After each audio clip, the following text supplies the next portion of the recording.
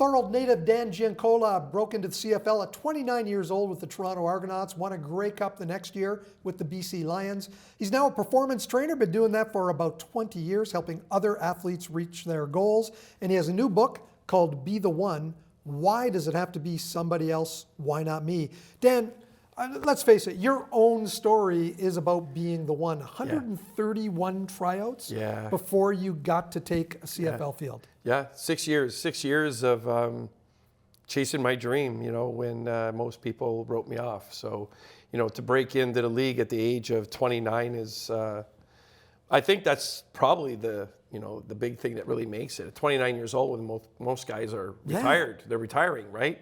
And here's a guy that has never played college, university football, played high school football, played the glorified name semi-professional football. But in all honesty, we paid to play. We taped numbers on our jerseys, painted our own helmets, and you played for the love of the game. And that I took that experience along with my my Uncle Peck and my wife, and we created all this game film. How did you keep going? 131 tryouts. It was hard. You're paying your way to go to those camps. It was brutal, man. You work a part-time job. I had a part-time job at Camiso's. I was working maybe 15 hours a week. That's all I could really get, working in the meat department and, making $5. I believe it was 65 cents an hour. And whatever money you got, you received, you put it into, your car for gas insurance. And every now and then you took your girlfriend, out for, that went to the Pendale dollar store. That goes to tell you, how,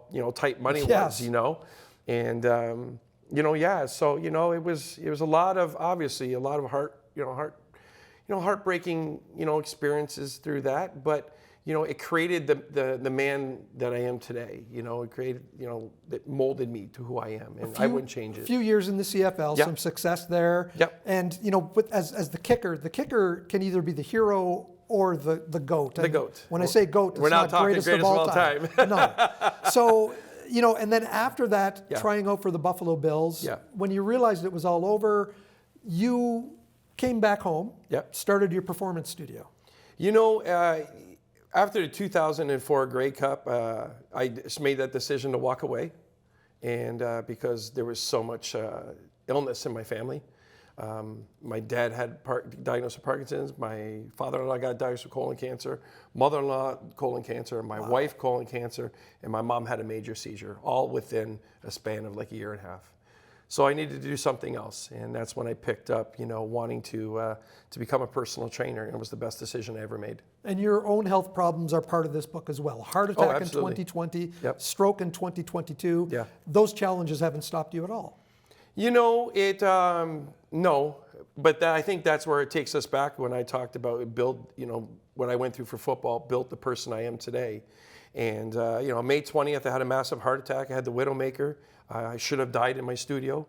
August 17th, I had a massive stroke, and I should have passed away from that. And by the grace of God, truly by the grace of God, I'm here. And then that was what pushed, the stroke is what pushed me over, the edge to say, hey, you know what, you've been wanting to get this book done for years. Yeah.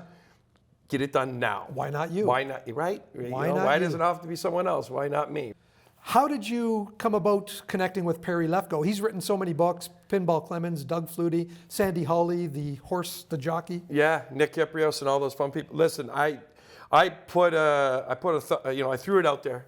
He did a beautiful article on me back when I was playing, and he's the only one really, honestly, that I wanted to write the book. I sent him a chapter. I asked him if he could edit it for me. Just take a look at it. Let me know I'm on the right page. He told me, he said, Danny, he's my God. He says, this is fantastic. I'll do the book. And I'm like, oh. So sure enough, I'm blessed enough to have Mike Pinball Clemens forwarding my book and Perry Lefko editing it, and I'm very proud of it. How has it been received so far? I know it's doing well on the Amazon charts. Number one on Amazon, man. We're in so many categories. I am absolutely blown away. In football biography, American football.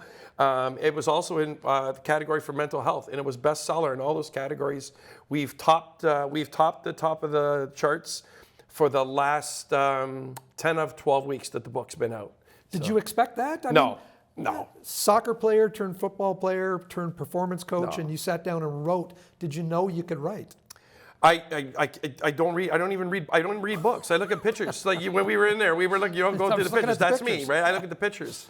Sometimes I'll gravitate to a certain something, but I knew nothing about writing, and by the grace of God, it just came to me naturally. And like I said, Perry was a huge part of guiding me through this whole entire journey, and I couldn't have done it without him. Any signing events coming up? Are you planning anything like that? Well, we're getting ready for breakfast television, so I'm really excited, and I'm here with you. And you know what? And honestly, being totally honest with you, I always take things as they come. And I just want to say this very quickly to you and to Cogeco.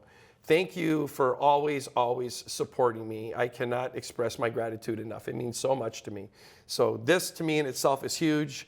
Yes, we have some really big things that are coming. I can't really say anything right now, but the next thing that I'm doing is breakfast television coming up in the next couple of weeks. And I have Canadian Innovators in St. Catharines that I'm doing literally right after this. So, Perfect. Yeah. Dan, thanks for coming in. Thanks for writing My the pleasure, book. man. Great to see you. Thank you. Great seeing you, bro.